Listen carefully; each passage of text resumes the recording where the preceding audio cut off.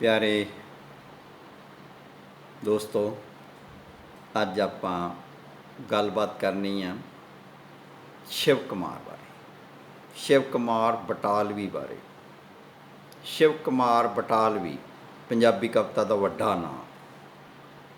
आधुनिक पंजाबी कविता दे विच जिहड़े कवियां ने हद्दां सरहद्दां उमरां पीढ़ियां टप्पियां ने, उन्हां विच तीन ही नां ने, अमृता प्रीतम, पाश ते शिव। शिव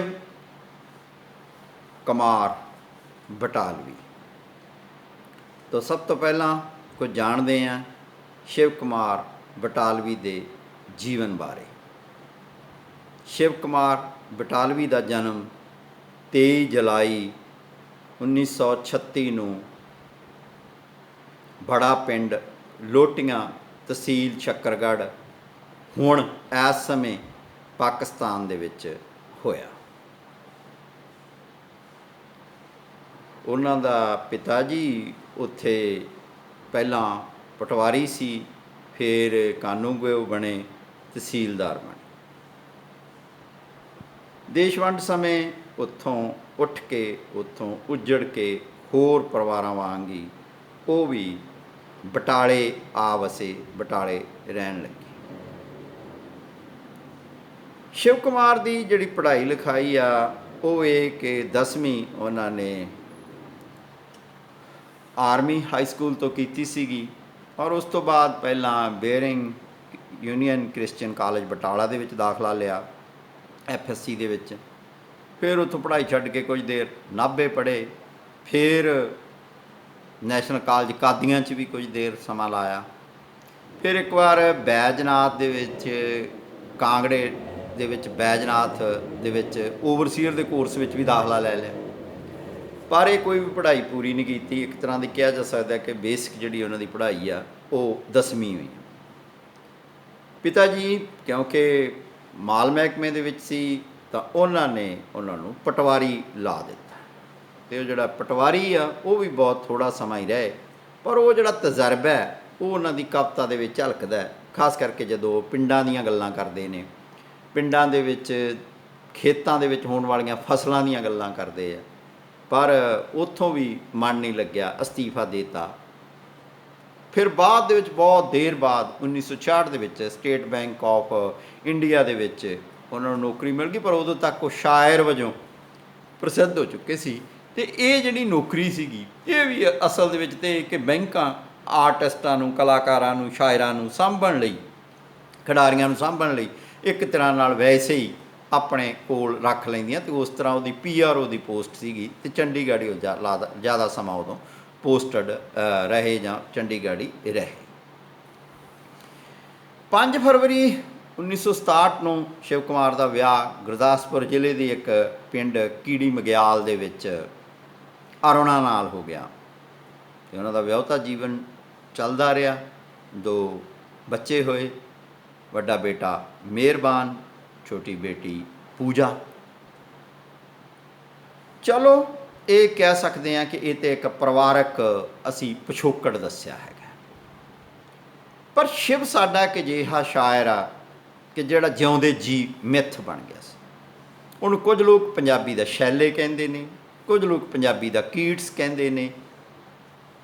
कीट्स तो इस करके कहते आ ते शैले भी इस करके कहते हैं कि दोनों ही रोमांसवादी कवि सी। ते शिव के उत्ते भी जिहड़ा लेबल लाया जाता है वो रोमांसवादी कवि का लाया जाता। दूजी गल ये भी कि कीट्स भी भर जवानी दे विच ही उन्हां दी मौत हो गई सी, शिव कुमार की भी जवानी दे विच ही मौत हो गई सी। तो इस करके भी कहा जा सकता है कि 6 मई 1973 नूं सारी 36 साल की उम्र दे विच उन्हां दी मौत हो गई सी। तो इस करके भी उन्होंने कीट्स दे नाल तुलनाया जाता है। कीट्स की भी उस समय उम्र छोटी सी, कोई 25-26 साल सी।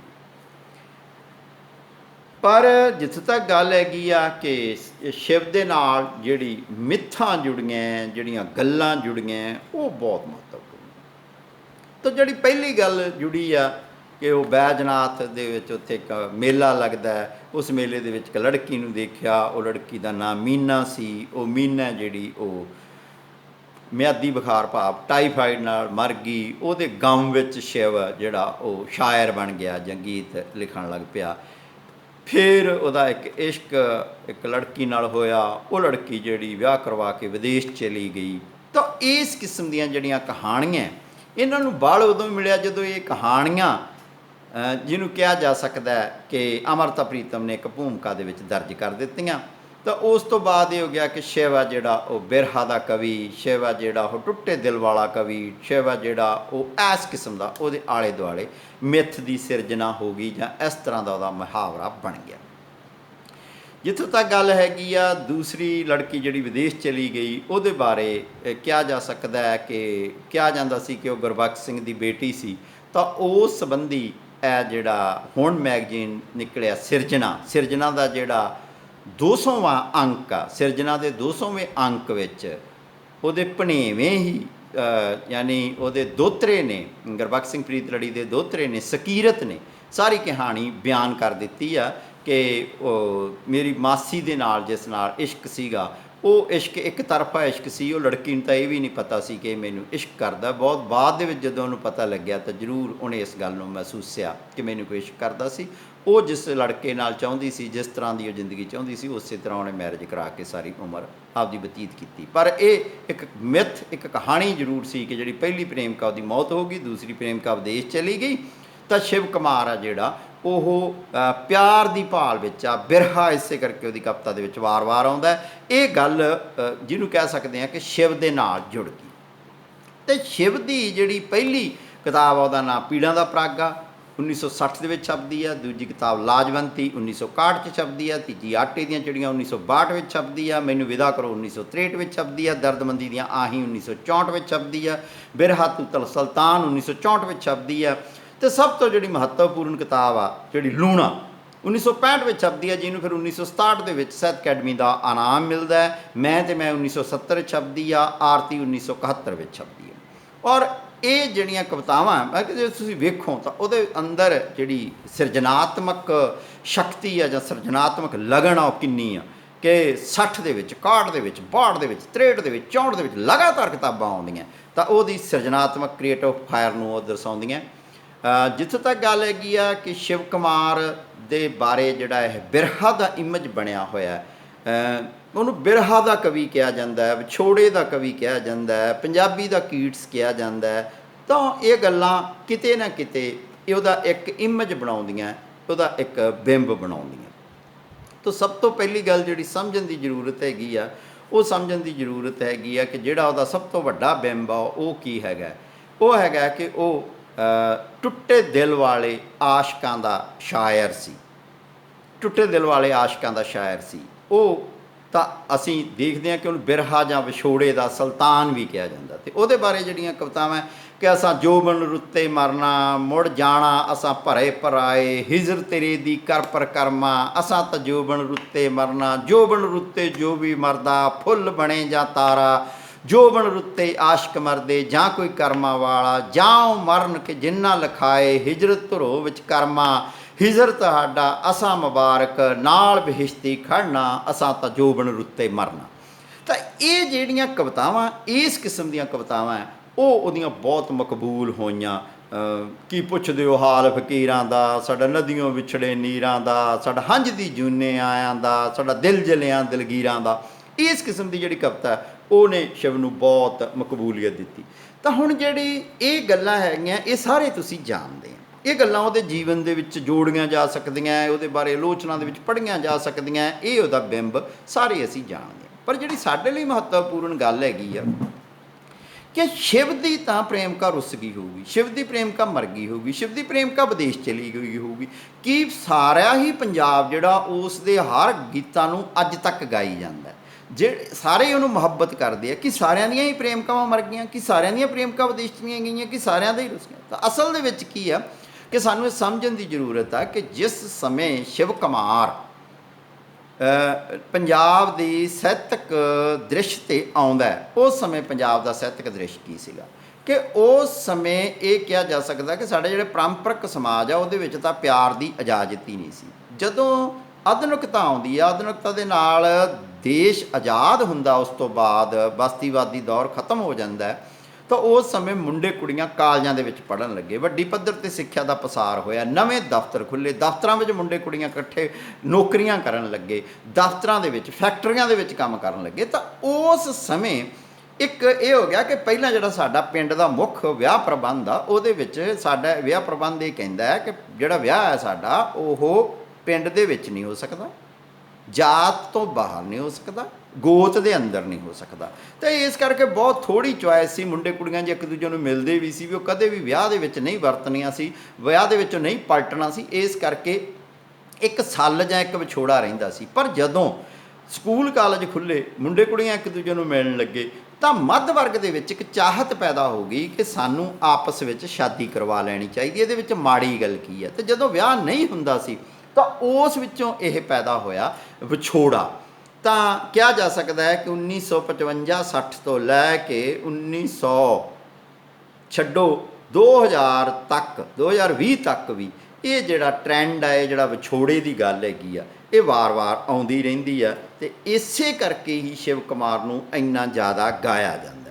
ਅਤੇ ਜਿਹੜਾ ਸ਼ਿਵ ਕੁਮਾਰ ਨੂੰ ਵੇਖੋ ਤੁਸੀਂ, ਗਾਇਆ ਕਿੰਨੇ ਲੋਕਾਂ ਨੇ, ਸਾਡੇ ਉਸ ਸਮੇਂ ਦੇ ਸਾਡੇ ਹੀ ਸਾਰੇ ਹੀ ਗਾਇਕਾਂ ਨੇ, ਸੁਰਿੰਦਰ ਕੌਰ ਨੇ, ਆਸਾ ਸਿੰਘ ਮਸਤਾਨਾ ਨੇ, ਫਿਰ ਪਾਕਿਸਤਾਨ ਦੇ ਵਿੱਚ ਮਹਿੰਦੀ ਹਸਨ ਨੇ, ਫਿਰ ਨੁਸਰਤ ਫਤਿਹ ਅਲੀ ਸਾਹਿਬ ਨੇ, ਫਿਰ ਹੰਸਰਾਜ ਹੰਸ ਨੇ, ਫਿਰ ਜਸਪਾਲ ਜੱਸੀ ਨੇ, ਫਿਰ ਇਹ ਜੱਸੀ ਜਸਪਾਲ ਤੋਂ ਬਾਅਦ ਨਾ ਕਿ ਹੰਸਰਾਜ, ਚਾਹੇ ਆਪਣੇ ਕੁਲਦੀਪ ਦੀਪਕ ਜੀ, ਮੈਂ ਕਿਹਾ ਬਹੁਤ ਬੰਦਿਆਂ ਨੇ ਗਾਇਆ, ਮਹਿੰਦਰ ਕਪੂਰ ਨੇ, ਮੈਂ ਕਿਹਾ ਉਹਨੂੰ ਦਿਦਾਰ ਸਿੰਘ ਪਰਦੇਸੀ ਨੇ, ਤਾਂ ਬਹੁਤ ਜ਼ਿਆਦਾ ਗਾਇਆ ਗਿਆ ਅਤੇ ਅੱਜ ਤੱਕ ਵੀ ਉਹ ਗਾਇਆ ਜਾ ਰਿਹਾ ਹੈਗਾ।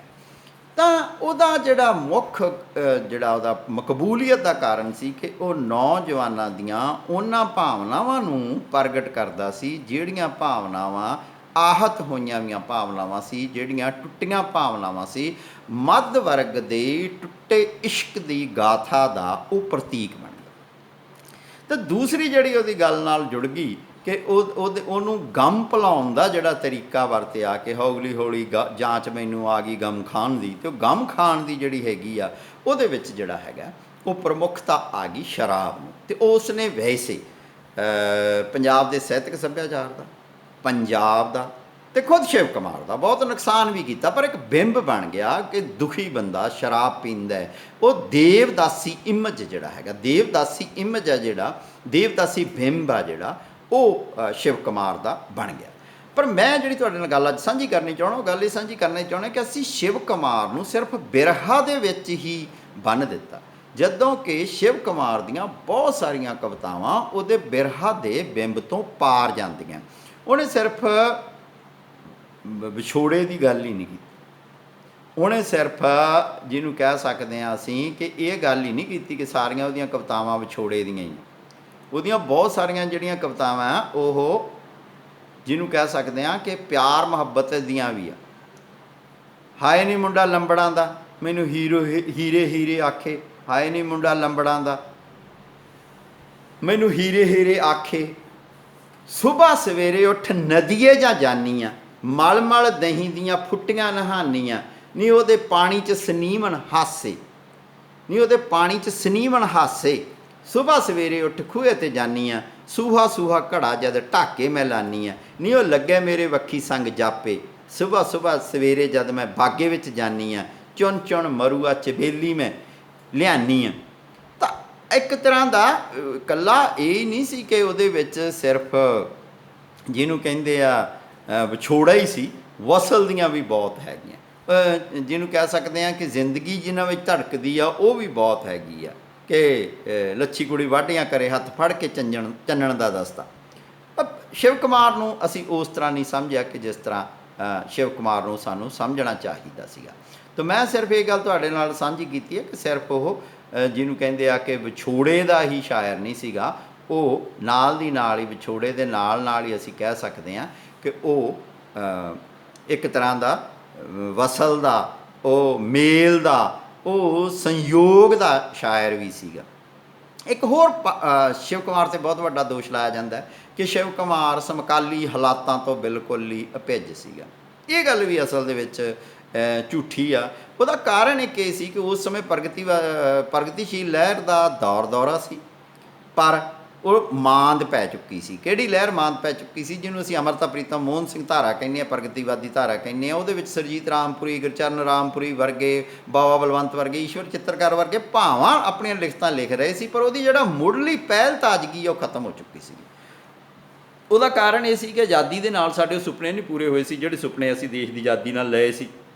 ਨਵੀਆਂ ਸਰਕਾਰਾਂ ਸਾਡੀਆਂ ਉਹ ਕੁਝ ਨਹੀਂ ਕਰ ਰਹੀਆਂ ਸੀ, ਅਤੇ ਇੱਕ ਉਦਾਸੀ ਦਾ ਅਤੇ ਇੱਕ ਮੋਹ ਭੰਗ ਦੀ ਸਥਿਤੀ ਸੀ। ਅਤੇ ਉਹਦੇ ਵਿੱਚ ਜਿਹੜਾ ਸ਼ਾਇਰ ਆ, ਉਦੋਂ ਜਦੋਂ ਇੱਕਦਮ ਹੀ ਨਿੱਜੀ ਗਮ ਨੂੰ ਲੈ ਕੇ ਆਇਆ ਜਾਂ ਨਿੱਜੀ ਮੇਲ ਨੂੰ ਲੈ ਕੇ ਆਇਆ, ਤਾਂ ਉਹ ਇੱਕਦਮ ਹੀ ਉਹ ਚੱਕਿਆ ਗਿਆ। ਜਿਹਨੂੰ ਕਹਿ ਸਕਦੇ ਹਾਂ ਕਿ ਪ੍ਰਯੋਗਸ਼ੀਲ ਲਹਿਰ ਉਹਨੂੰ ਤੋੜਨ ਦੀ ਕੋਸ਼ਿਸ਼ ਕਰਦੀ ਸੀ ਚੇਤਨ ਪੱਧਰ 'ਤੇ, ਪ੍ਰਗਤੀਵਾਦੀ ਲਹਿਰ ਦੀ ਜਮੂਦ ਨੂੰ ਉਹ ਨਹੀਂ ਤੋੜ ਸਕੀ, ਜਿਹੜੀ ਜਸਵੀਰ ਸਿੰਘ ਆਹਲੂਵਾਲੀਆ, ਸੁਖਪਾਲ ਵੀਰ ਹਸਰਤ ਹੋਰਾਂ ਨੇ ਚਲਾਈ। ਪਰ ਜਿਹੜੀ ਸ਼ਿਵ ਕੁਮਾਰ ਜਦੋਂ ਇੱਕਦਮ ਹੀ ਆਇਆ, ਅਤੇ ਇੱਕਦਮ ਹੀ ਜੇ ਖੁੱਲ੍ਹੀ ਕਵਿਤਾ ਦੇ, ਜਾਂ ਕਹਿ ਲਓ ਕਿ ਜਿਹੜੀ ਉਸ ਸਮੇਂ ਦੀ ਪ੍ਰਯੋਗਸ਼ੀਲ ਕਵਿਤਾ ਸੀ, ਉਹ ਮੱਥੇ 'ਚ ਵੱਜੇ ਗੀਤ, ਪਿੰਡਾਂ ਦੇ ਵਿੱਚੋਂ ਉੱਠਿਆ ਗੀਤ ਮੱਥੇ 'ਚ ਵੱਜਿਆ।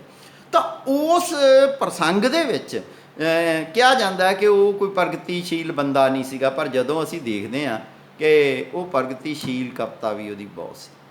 ਖਾਸ ਕਰਕੇ ਜੇ ਤੁਸੀਂ ਸ਼ੀਸ਼ੋ ਕਵਿਤਾ ਪੜ੍ਹਾਂ, ਸ਼ੀਸ਼ੋ ਕਵਿਤਾ ਦੇ ਵਿੱਚ ਕੀ ਆ ਕਿ ਉਸ ਘਰੇ ਨਾ ਜੰਮੇ ਸ਼ੀਸ਼ੋ, ਜਿਸ ਘਰ ਹੋਣ ਨਾ ਦਾਣੇ। ਬਿਲਕੁਲ ਇਸੇ ਤਰ੍ਹਾਂ ਹੀ ਹੈ ਕਿ ਜਦੋਂ ਨਕਸਲਵਾੜੀ ਦੌਰ ਦੇ ਵਿੱਚ ਬਾਬਾ ਬੂਝਾ ਸਿੰਘ ਨੂੰ ਸ਼ਹੀਦ ਕਰ ਦਿੱਤਾ ਗਿਆ, ਤਾਂ ਉਸ ਸਮੇਂ ਉਸਨੇ ਕਵਿਤਾ ਲਿਖੀ ਸੀ ਕਿ ਮੈਂ ਸੁਣਿਆ ਜੇਲ੍ਹ ਹੋ ਗਈ, ਮੈਂ ਸੁਣਿਆ ਮੇਰੇ ਪਿੰਡ ਦੇ ਰੁੱਖ ਨੂੰ ਜੇਲ੍ਹ ਹੋ ਗਈ, ਮੈਂ ਸੁਣਿਆ ਮੇਰੇ ਪਿੰਡ ਦੇ ਕਿਸੇ ਰੁੱਖ ਨੂੰ, ਮੈਂ ਸੁਣਿਆ ਕਿ ਜੇਲ੍ਹ ਹੋ ਗਈ।